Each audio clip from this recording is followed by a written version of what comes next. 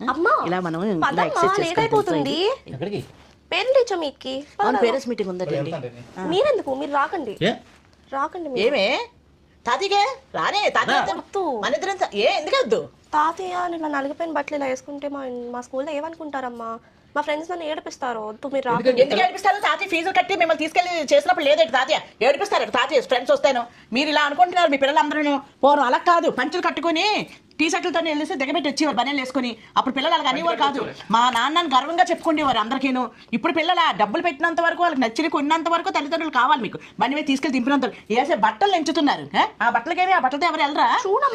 ఉన్న వాళ్ళు ఉంటారు. అలాగే ఎప్పుడు కూడా మనం అనుకోకూడదు. ఎంతసేపు డబ్బులకి విలువ కూడా నేర్చుకున్నారు కానీ మనుషులకి విలువిచ్చే మాటలు అలాంటి మాటలు అంటే మా తాతయ్యలు ఎంత బాధపడతారో ఏంటి అని ఉండాలి కదా కొంచెమైనా నీకు. చెప్పు తాతయ్య డబ్బులు కావాలి నీకు. ఎప్పుడైనా మనుషులు గౌరవించాలి. ఎప్పుడైనా సరే బట్టలతోని ఆటలతోని రావు మనకి తెలుసు. పెద్దవాళ్ళు గౌరవించడం నేర్చుకోండి. వద్దంటే వద్దు. అయ్యో మా తాతయ్యలు ఎంత బాధపడతారో ఏంటో ఇలాంటి మాటలు అంటే అని ఆలోచన లేవు మీ పిల్లలకి. ఇప్పుడు బుర్రలోని ఎంతసేపు సెల్లలు ట్యాప్లు సినిమాలు డ్యాన్సులు అవి మాత్రం బాగుంటాయి. నేను రాను. వెళ్ళి పేరెంట్స్ మీటింగ్కి వెళ్ళి. సరే అమ్మా, నేను అందంగా ఉన్నానంటే తాతయ్య అందంగా లేరంట. ఇద్దరు రండి. రా ఇంకా వద్దులే. మీ అమ్మ వచ్చి తీసుకెళ్తుంది నేను. నువ్వు ఉండు. అలా చేస్తేనే మీ పిల్లలకి బుద్ధి వస్తుంది. ఇప్పుడు అక్కడ పరుగు పోతుంది కదా పేరెంట్స్ మీటింగ్ మేము వెళ్ళకపోతే తెలుస్తుంది నీకు.